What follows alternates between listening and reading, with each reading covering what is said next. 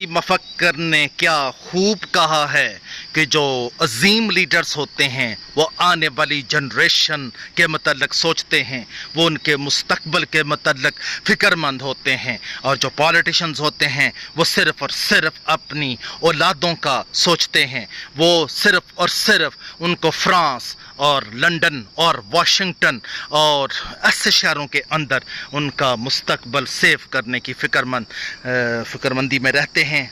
जैसे कि अजीम leader Charles de Gaulle of France, जैसा कि Jamal Abdul Nasser of Egypt, जैसा कि जुल्फ़िकार अली भुट्टो ऑफ पाकिस्तान, जिस तरह के महात्मा गांधी और जवाहरलाल नेहरू ऑफ इंडिया, ये अजीम लीडर्स थे। जैसा कि पाकिस्तान आजकल जिस दौराहे पर जा रहा है, वो आपको पता है कि आजकल के हालात बहुत ही मखदूश हैं।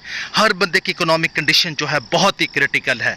हर बंदा जो है वो एक प्रेडिकमेंट सिचुएशन का गिरफ्तार है। तो ऐसी हालत के अंदर आपको पीएचडी करनी होगी, आपको एमफिल करना होगा, आपको अपनी जो स्किल्स हैं उनकी डेवलपमेंट करनी होगी, अपने आप को पॉलिश करना होगा, अपने आप को आगे बढ़ाना होगा।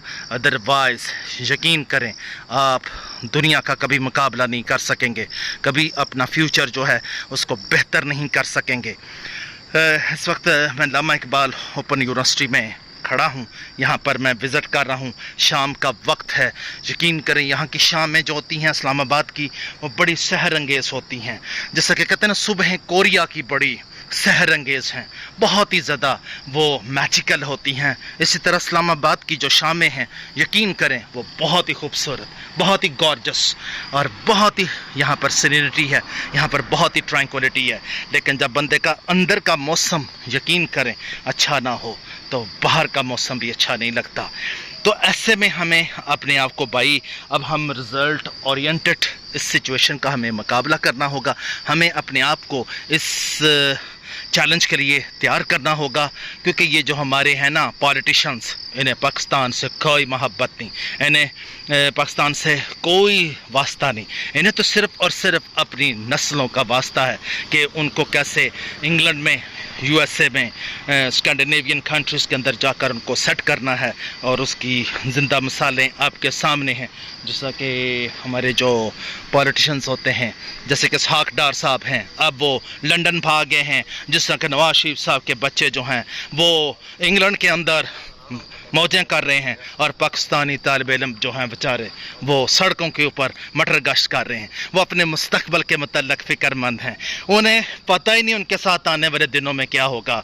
बिजली के यूनिट्स जो हैं वो 100 से भी क्रॉस कर जाएंगे, और जो तेल है की कीमत पाकिस्तान के अंदर यकीन करें वो 500 से भी बुलंद हो जाएगा। क्योंकि हमारे पॉलिटिशियंस जो हैं, उन्हें यकीन करें उनके अंदर विजन ही नहीं है, उनके अंदर एक एक्यूमनी नहीं है, उनके अंदर एक यानी लोगों का मुस्तकबिल संवारने का उनके अंदर कोई भी स्पिरिट नहीं है, कोई एंथुसियाज्म नहीं। उन्हें सिर्फ गर्ज है तो सिर्फ अपने बच्चों से, कि उनके बच्चे जो हैं वो यूरोप की यूनिवर्सिटियों के अंदर जाकर पढ़ें, वहीं पर जाकर अरबों खरबों का बिजनेस करें।